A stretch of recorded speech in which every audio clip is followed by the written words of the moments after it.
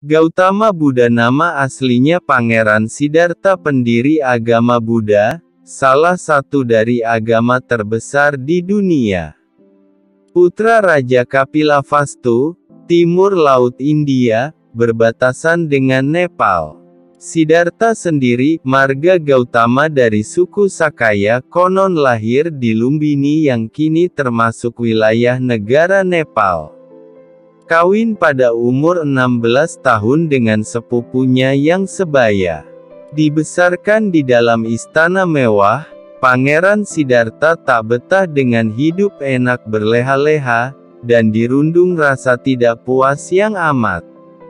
Dari jendela istana yang gemerlapan dia menjenguk keluar dan tampak olehnya orang-orang miskin terkapar di jalan-jalan, makan pagi sore tidak, atau tidak mampu makan sama sekali. Hari demi hari mengejar kebutuhan hidup yang tak kunjung terjangkau bagai seikat gandum digantung di moncong keledai. Taruhlah itu yang gembel. Sedangkan yang berpunya pun sering kehinggapan rasa tak puas, was-was gelisah, kecewa dan murung karena dihantui serba penyakit yang setiap waktu menyeretnya ke liang lahat. Siddhartha berpikir, keadaan ini mesti dirubah. Mesti terwujud makna hidup dalam arti kata yang sesungguhnya, dan bukan sekedar kesenangan yang bersifat sementara yang senantiasa dibayangi dengan penderitaan dan kematian. Tatkala berumur 29 tahun, tak lama sesudah putra pertamanya lahir, Gautama mengambil keputusan dia mesti meninggalkan kehidupan istananya dan menghambakan diri kepada upaya mencari kebenaran sejati yang bukan sepuhan. Berpikir bukan sekedar berpikir, melainkan bertindak. Dengan lenggang kangkung dia tinggalkan istana, tanpa membawa serta anak bini, tanpa membawa barang dan harta apapun, dan menjadi gelandangan dengan tidak sepeser pun di kantong. Langkah pertama, untuk sementara waktu, dia menuntut ilmu dari orang-orang bijak yang ada saat itu dan sesudah merasa cukup mengantongi ilmu pengetahuan, dia sampai pada tingkat kesimpulan pemecahan masalah ketidakpuasan manusia. Umum beranggapan, betapa itu jalan menuju kearifan sejati. Atas dasar anggapan itu Gautama mencoba menjadi seorang pertapa, bertahun-tahun puasa serta menahan nafsu sehebat-hebatnya. Akhirnya dia sadar laku menyiksa diri ujung-ujungnya cuma mengaburkan pikiran, dan bukannya malah menuntun lebih dekat kepada kebenaran sejati. Pikir punya pikir, dia putuskan mendingan makan saja seperti layaknya manusia normal dan stop bertapa segala macam karena perbuatan itu bukan saja tidak ada gunanya melainkan bisa bikin badan kerempeng, loyo, mata kunang-kunang, ngantuk, linu, bahkan juga mendekati bego.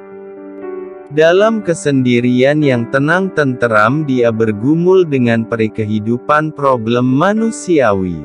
Akhirnya pada suatu malam, ketika dia sedang duduk di bawah sebuah pohon berdaun lebar dan berbuahkan semacaran bentuk buah pir yang syarat biji segala macam, maka berdatanganlah teka-teki masalah hidup seakan berjatuhan menimpanya.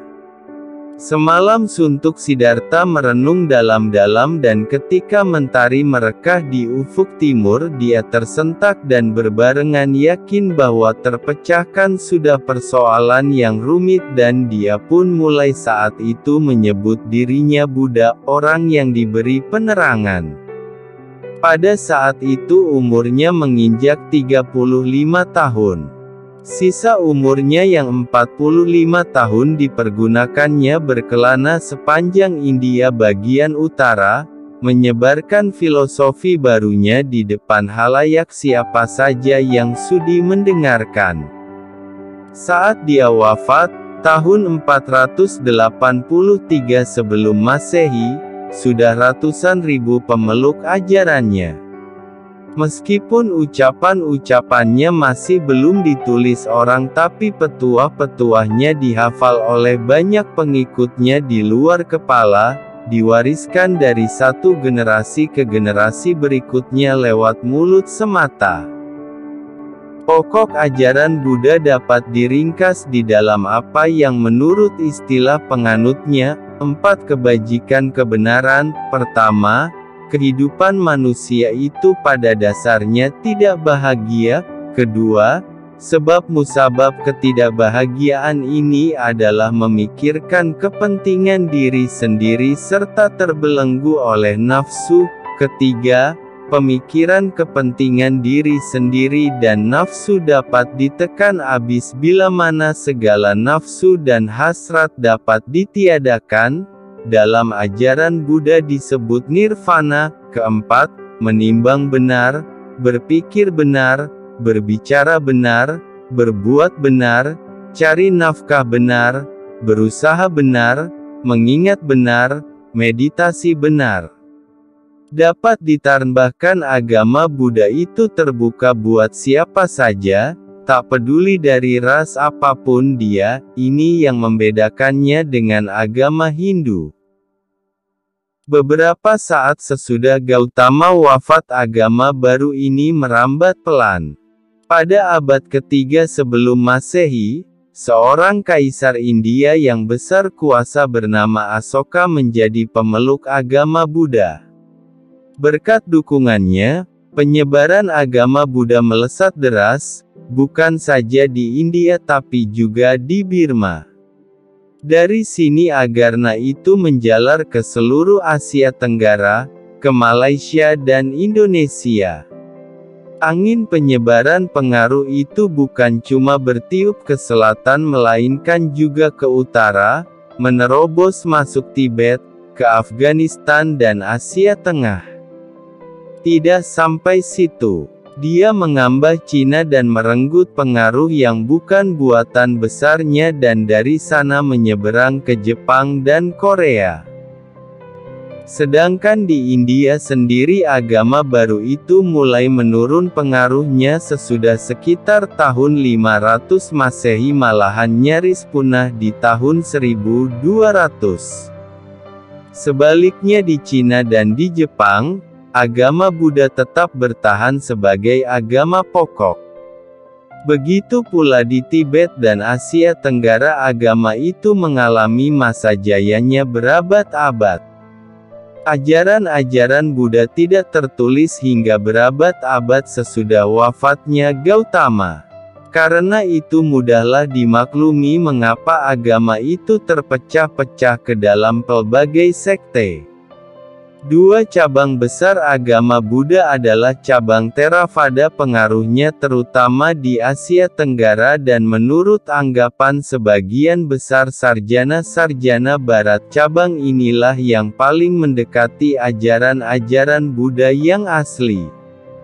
Cabang lainnya adalah Mahayana, bobot pengaruhnya terletak di Tibet, Cina dan juga di Asia Tenggara secara umum. Buddha, selaku pendiri salah satu agama terbesar di dunia, jelas layak menduduki urutan tingkat hampir teratas dalam daftar buku ini.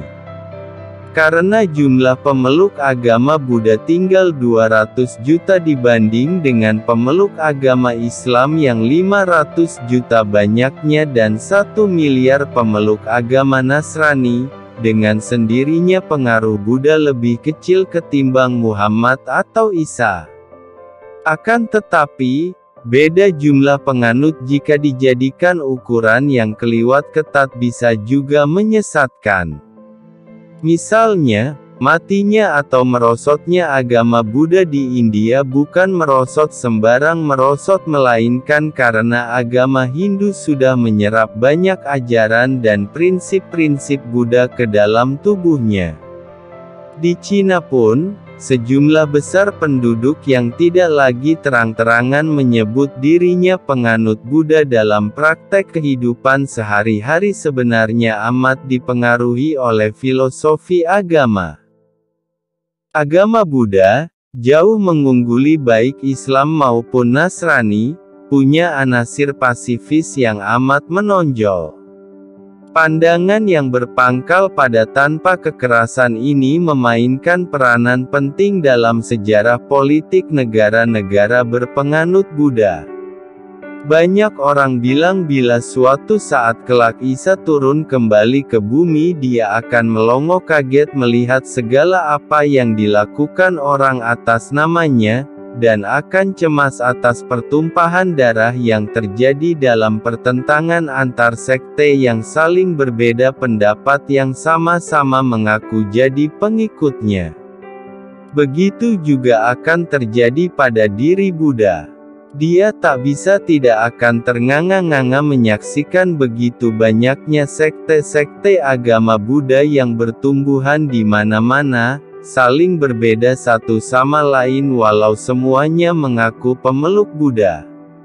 Narnun, bagaimanapun semrawutnya sekte-sekte yang saling berbeda itu tidaklah sampai menimbulkan perang agama berdarah seperti terjadi di dunia Kristen Eropa.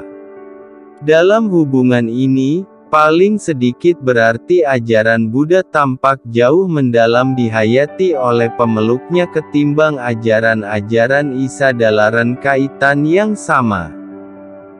Buddha dan Konghucu kira-kira punya pengaruh setaraf terhadap dunia. Keduanya hidup di kurun waktu yang hampir bersamaan, dan jumlah pengikutnya pun tak jauh beda.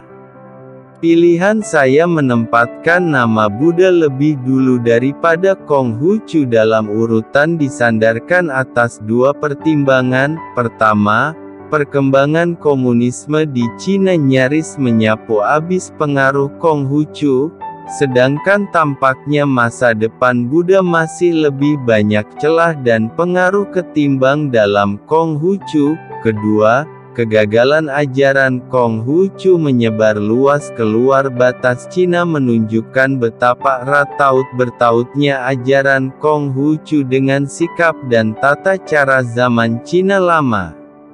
Sebaliknya, ajaran Buddha tak ada mengandung pernyataan ulangan atau mengunyah-ngunyah filosofi India terdahulu, dan agama Buddha menyebar melangkah batas pekarangan negerinya India bersandarkan gagasan Tulen Gautama serta jangkauan luas filosofinya. Terima kasih sudah menonton, semoga bermanfaat. Jangan lupa like, comment, share, dan subscribe. Sampai jumpa di video selanjutnya.